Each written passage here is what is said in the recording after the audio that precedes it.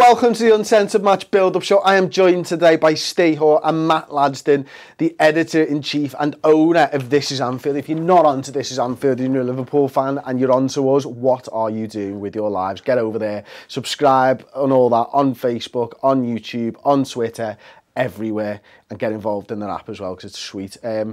Feel really bad that I've not plugged Steve's website now, which is Read Liverpool. It's fine. FC? Yeah, don't worry about it, it's fine. You sure? Well, you know, it's boss our website, yeah, go to. It is really good, actually. Steve does a lot of writing on there as well. And if you know Steve, you like Steve, get over there and subscribe. Oh, that's horrendous. Sorry. The Venn diagram of knowing who Hoare is and liking Hoare in the middle. There's like two lads. And one of them's here. And I'm not telling you which one it is. Okay, so we're here to build up the show against Crystal Palace first and foremost. Steve, we're 2 games into the season. Both games have been pretty big so far. Is every game going to be massive this season? Yeah, it's mad, isn't it? It's footy is nuts. It's a home league game that Liverpool should win, but the Watford result and the ill feeling about transfers or lack of and all that kind of stuff as we film, Coutinho situation, blah, blah, blah. There's just tons going on. It just looks like Liverpool need to win every game now just to settle nerves. It's crazy, isn't it? But that's what you want. You want games to be big games. That's what it is. You draw a game away, the pressure's on you to make up for it straight away, isn't it? Because there's 6 teams in this league who are trying to win it, or at least get in the top 4, maybe 7, depending on what your thoughts on everything are. So yeah, it is a big game again, and it's against a team who've got a good record against us. It's players who have done well against us, on the back of a very good result in Europe. Yeah, it's the importance level just feels crazy, doesn't it, for the second game of the season? It's bizarre, but that's just the world we live in now. Where do you stand on the importance of it? I mean, and how do you feel, Matt, that Crystal Palace are going to, how are they going to turn up? I mean, we saw them get snotted by Huddersfield, wasn't it, at the weekend?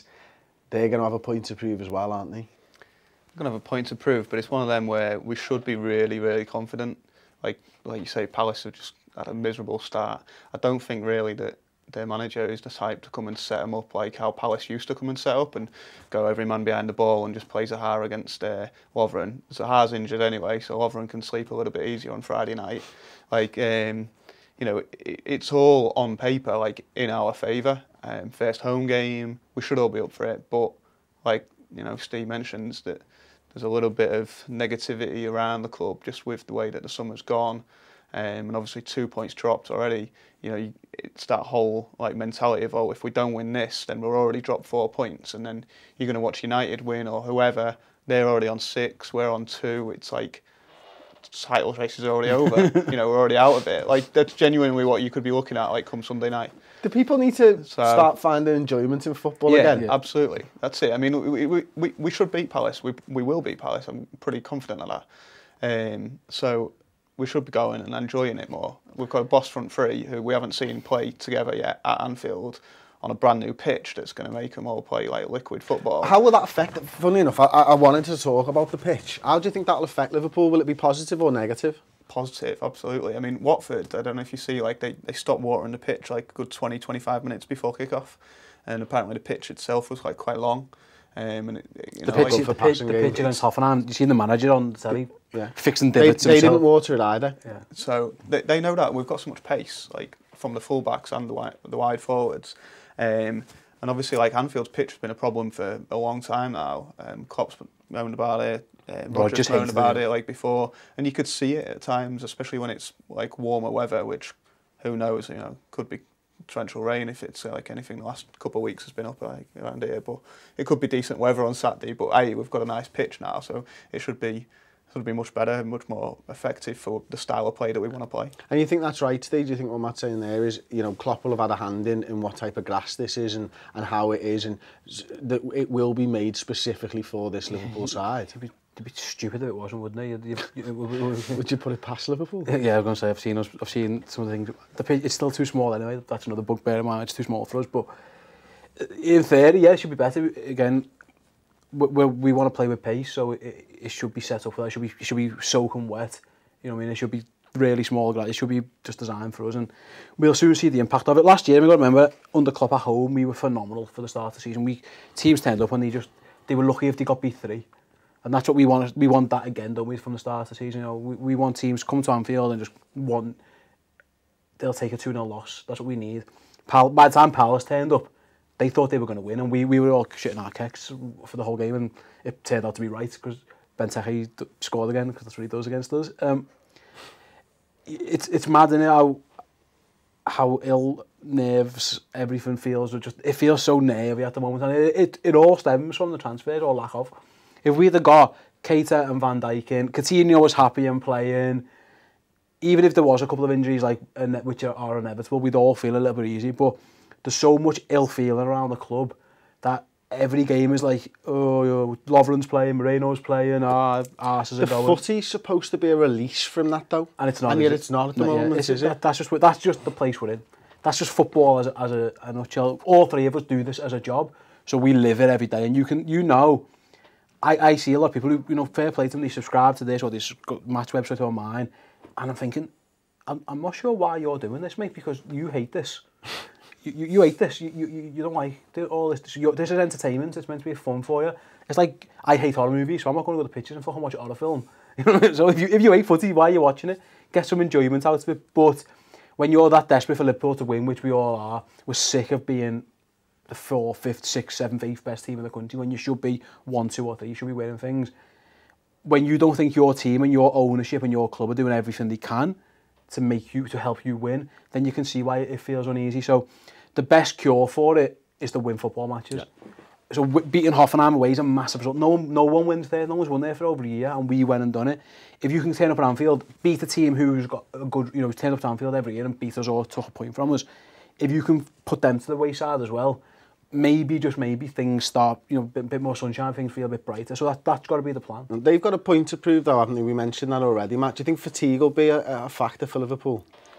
It's a tricky one with our fitness, because you can never work it out. Like, obviously, theoretically, we should be fine. Like, it's Tuesday to Saturday, but then we look tired against Hoffenheim. We've got no options, so it's probably going to be pretty much unchanged, or maybe 1 or 2 changes. We'll find out later, won't we? But yeah, you do worry like that it could be an issue. But as long as the forwards have got a little bit of energy in the legs, then it should be no problem. Okay, well, we're going to take a little break there. I'm going to just quickly plug a new product that we've got on sale. You have spoken. Redmen TV has listened. We have Pajak nudes available now from the Redmen TV shop.bigcartel.com. Do it look like Messi? Pajak nudes. Or just Messi? 12 quid. Get them to sleeping. Then you've got me cuddling up to you all night long, baby. If you get into bed with your missus, pretend to be Chris Pajak. Get out again 2 minutes later.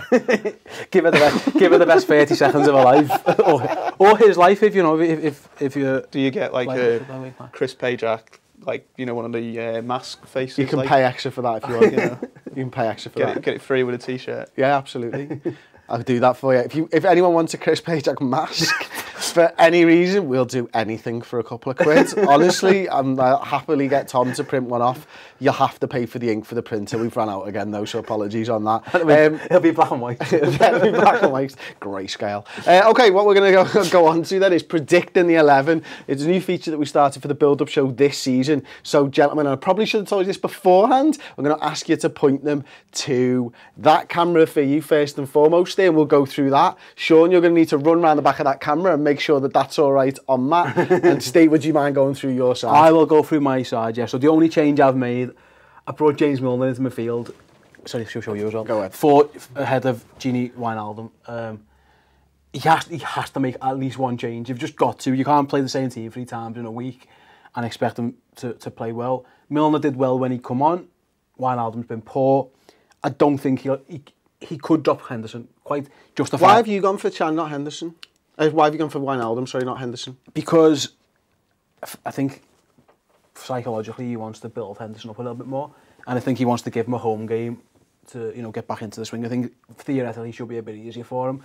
I think if you bomb your captain out after 2 games, it psychologically it's a blow for the player who's just come back from injury. So I personally probably wouldn't play him in this game, but I think the manager will give Milner. And it's mad that you're bringing James Milner in. I said before we need a bit of creativity in midfield, and James Milner's the man who's being brought in to do it. It isn't ideal, but again, it just shows the lack of options and the injuries and stuff. And Phil's back must be killing him. How he's going to pass that Barcelona medical, I've got no chance if his back's hanging off, but that's the only change I can theoretically see because the options are so limited. Yeah, they are limited. Unless he plays Grujic. The only other one is he could give Grujic a game instead of Milner. Grujic has got a bit of history with Palace. They hate him. Did he break someone's ankle in the last game, and even in the pre-season game in the summer. He's a bit gnarly. They were into him. They weren't a big fan of him, so you could play him for the gnarl. But I think he'll drop Wijnaldum, who's been pretty average, and go for Milner. Okay, what about you, Matt? You show us the team. Matt is crazy. No, I've gone sensible in the end. Oh, did you? Similar, but Okay, I've taken Henderson out. Yeah, he could do easily do it. Okay, so we got Mignolet, Trent, Matip, Lovren, Moreno, Chan, Milner, Gini, Salah, Firmino, Mane. Where do we win this game with that side? We're going to win every game, which is that front three. Like, not the defence, Matt.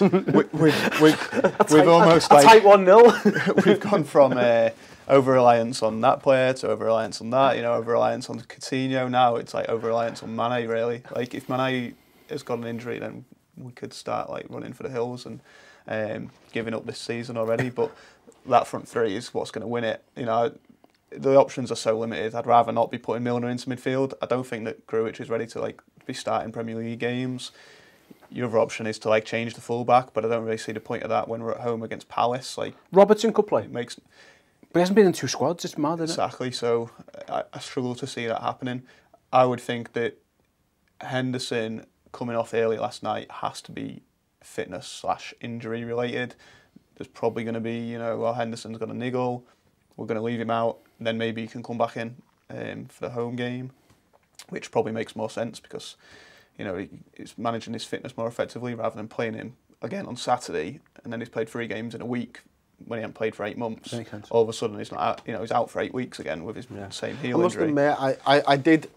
There was some pictures of Henderson on the bench last night, and it didn't look to me like it was an injury. Now, I'm guessing at this point because he was still wearing his boots, and if it was like a heel injury or a niggle or something like that, I'd have guessed that he'd taken his boots off, and he didn't have any padding on anywhere that I could see anyway. But either way, I think you're right, mate. You've got to manage him back into fitness, don't you? Okay, well, we're gonna move on to your score predictions, and I'll come to you first, Matt. I'll go with 3-1. Home win, obviously. Scorers? All the front three. Again? Yeah. Like Watford? Yeah. Sounds. I like that. Yeah, I think 4-1. Benteke will score. That's life, isn't it? Benteke scores against us. I think Firmino's going to bag a good couple of goals in this game, maybe even a hat-trick, I've got a feeling. Ooh. Yeah. I think we're going to get a pen. It'd be interesting if him and Milner on the pitch who takes it. I think it'll be him. I think he's took the duties out. Would you agree? Yeah. You think he's on pens even? No, I think Milner's on pens if he's in the side. Against Bayern, was Milner on the pitch when he took that pen? I think that I alluded to the fact that I thought at the time that Milner wasn't going to be a guaranteed starter this season, so you build somebody else up to take it if he's on the pitch. Yeah. So I think Firmino, I think he's on. I think he'll take it. I think we'll get one. I fancy Mane every day. He's our best player. Someone really at Barcelona, if they were clever, and I hope they're not watching this, or they can't understand what I'm saying, it's fine. That's the guy they should be buying, by the way. They're buying the wrong lad. Phil's great, don't get me wrong, but everyone's good. I said on Twitter, everyone's going to be after Sadio Mane next summer. We need to be strong. We need to be in a strong enough position to keep him. He's brilliant. Huddersfield give these nightmares at defence. They've gone back to a back three, I think, as well, and they've lost their best player out to an injury as well. How they respond, you get snotted by a team who's just come up at your home ground. Do you galvanise, do you come together, or do you go the other way? I've got a feeling they're going to go the other way and we're going to give them a bit of a snotting. Okay, I'm going to go 2-0 Liverpool win. If they don't score, Chris, I'm going to be over the moon. Absolutely. I'm back in the defence because, it's the 3rd game they'll have played together at this point. I am going to say that it's Mo Salah's going to be the star in this game.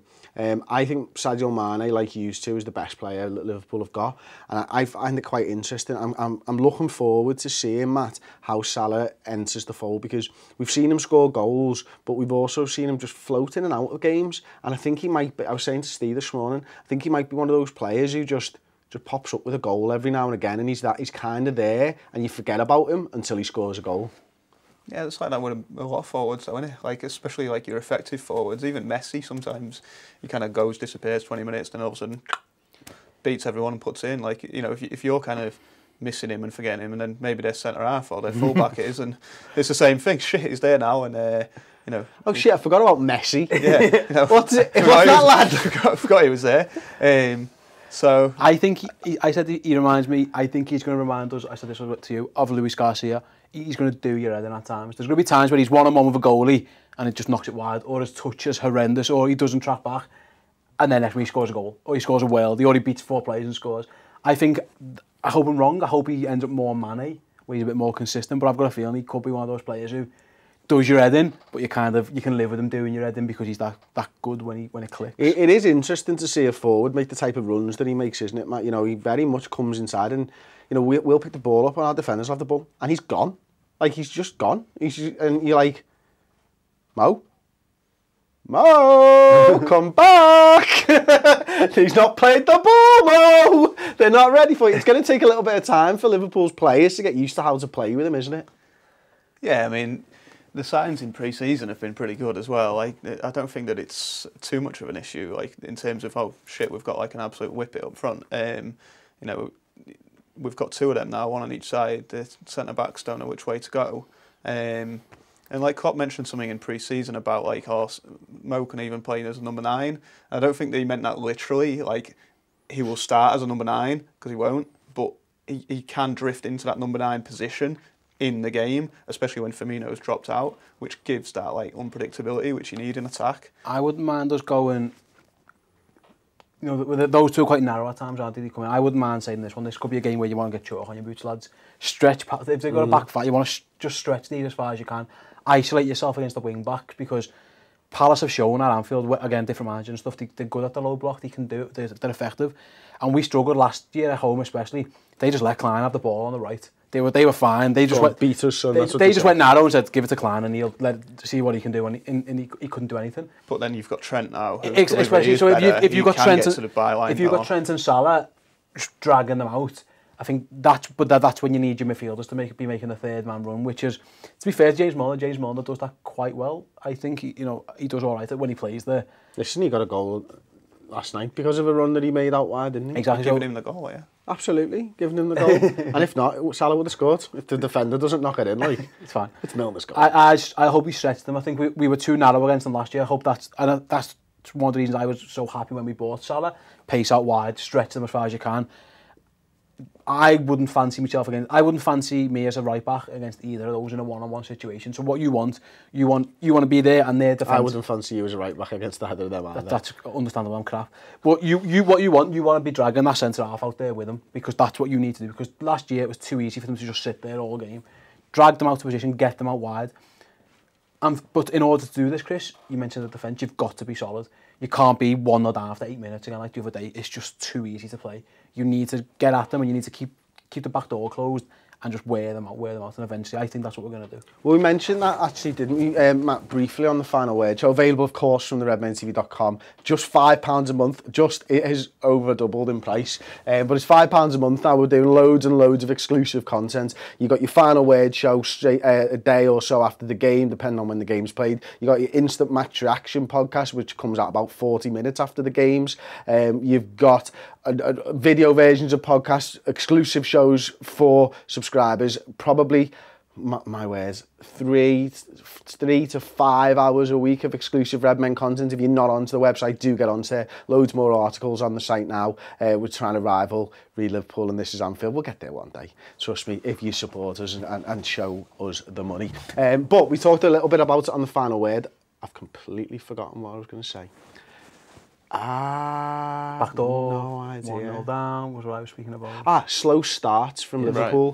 Right. And this, thank you, Steve, massively saved me there. I focus so much on plugging the website for like 2 minutes. I'm going to do it again. So you're going to need to help me out in the seconds here. No, we've had slow starts and we need to change that for this game. I think first home game of the season. The fan base, the way it is at the moment, we're not going to have much patience, are we? No, and that's something that's been a bit of a problem for, quite a while, like the lack of patience in the stands, and it's almost that come and entertain me, rather than like actually going and being part of it.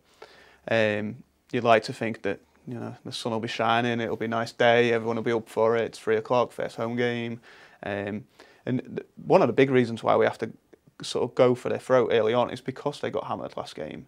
You know, you don't want to let them grow into the game and be 20 minutes in and their 3 centre-backs be sat there going, oh yeah, actually, we're comfortable, we're much better than last week. But, you know, especially with Zaha's injury as well, they're going to be down in the dumps. Yeah. Fucking get foot on the throat. Get in and at them really early on. Like, we should know a fair bit about them. We played them in pre-season. You know, they don't look like they have the biggest squad. The best players out. They're maybe not sure of their manager's new tactics and style.